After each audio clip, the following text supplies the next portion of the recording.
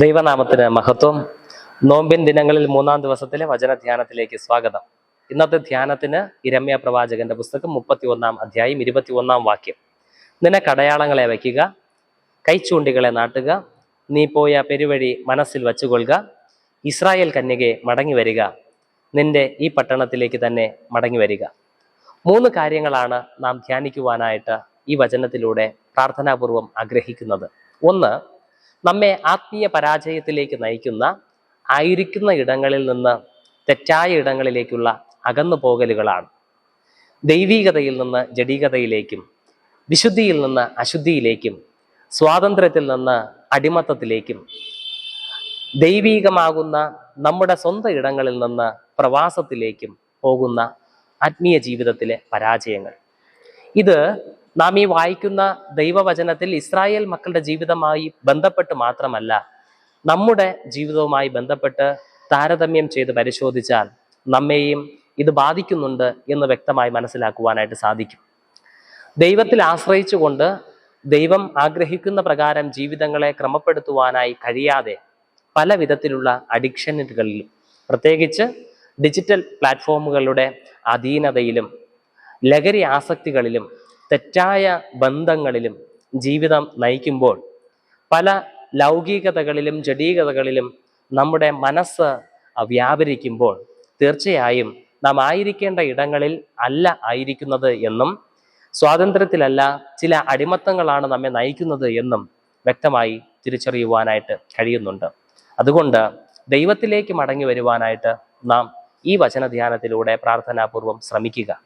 ഇത്തിൽ കണ്ണി എന്ന പാരാസൈറ്റ് പോലെ ചില വൃക്ഷങ്ങളിൽ ഇവ പറ്റിപ്പിടിച്ചിരുന്ന് അവയുടെ പ്രാണനെ ഊറ്റിയെടുത്ത് ഇവ ഈ ഇത്തിൽ വളരുന്നത് പോലെ പലതും ഈ ലോകപരമായുള്ളത്, ജഡീകമായുള്ളത്, പൈശാചികമായുള്ളത് നമ്മിൽ പറ്റിയിരുന്ന് നമ്മിൽ നിന്ന്, ആത്മീയ ജീവിതത്തിൽ നിന്ന് നമ്മെ അകറ്റുകയും അതിൽ നിന്ന് നമ്മെ ഈ ലോകത്തിൻ്റെതായ അധീനതയിലേക്ക്, പൈശാചികതയിലേക്ക് നയിക്കുകയും ചെയ്തുകൊണ്ടിരിക്കുന്നു.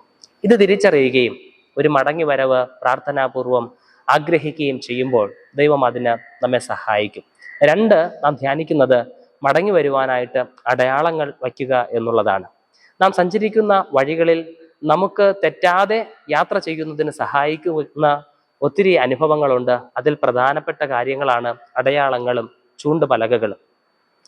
നാം സഞ്ചരിച്ച ശേഷം തിരിച്ചു വരുവാനായിട്ട് തിരിഞ്ഞു നോക്കുമ്പോൾ മാത്രമാണ് ഈ അടയാളങ്ങളും ചൂണ്ടുപലകകളും നമ്മെ സഹായിക്കുക. ഈ നോമ്പ് കാലഘട്ടം, ഈ ആത്മതപനത്തിന്റെ കാലം ഇത്തരത്തിൽ ദൈവത്തിലേക്ക് മടങ്ങി വരുന്നതിന് വേണ്ടി ജീവിതത്തെ തന്നെ തിരിഞ്ഞു നോക്കുന്നതിനുള്ള അടയാളങ്ങളായി, ചൂണ്ടുപലകകളായി അനുവർത്തിക്കണം. അതിന് ശരിയായി പിന്നിലേക്ക്, കഴിഞ്ഞകാല ജീവിതത്തിലേക്ക് നാം തിരിഞ്ഞു നോക്കേണ്ടതുണ്ട്. അവിടെ നാം എപ്രകാരമാണ് ജീവിച്ചത്, ജീവിത അനുഭവങ്ങളിലേക്ക് നാം തിരിഞ്ഞു നോക്കുമ്പോൾ ദൈവം നമ്മെ നടത്തിയ ചില പ്രത്യേക അനുഭവങ്ങൾ അത് അടയാളങ്ങളായി കണ്ടുകൊണ്ട് നാം ഇപ്പോൾ ആയിരിക്കുന്ന ഇടങ്ങളിൽ നിന്ന് മടങ്ങിപ്പോകുവാൻ, ആ പ്രത്യേക പ്രതിസന്ധി നിറഞ്ഞ സാഹചര്യത്തിൽ നമ്മെ സഹായിച്ച ദൈവം സഹായിക്കുമെന്നുള്ള ഉറപ്പോടുകൂടെ തിരികെ സഞ്ചരിക്കുവാനായിട്ട് നമുക്ക് കഴിയണം. ദൈവത്തിന്റെ ഗൈഡൻസ് അക്സെപ്റ്റ് ചെയ്യുവാനായിട്ട് നമുക്ക് സാധിക്കണം. 3-മതായി ദൈവ സാന്നിധ്യത്തിലേക്ക് മടങ്ങി വരിക എന്നുള്ളതാണ്. അകന്നുപോയ ഇടം ലൗകികതയുടെയും ജഡീകതയുടെയും ദൈവമില്ലാത്ത ഇടമാണ്. കാരണം അശുദ്ധിയിൽ ദൈവം വസിക്കുന്നില്ല, വിശുദ്ധിയിലാണ് ദൈവം വസിക്കുന്നത്. അശുദ്ധിയിലായിരിക്കുന്ന നമുക്ക് വിശുദ്ധിയിൽ അധിവസിക്കുന്ന ദൈവത്തിന്റെ സന്നിധിയിലേക്ക് അടുത്തു വരുവാനായിട്ട് പരിമിതികളുണ്ട്.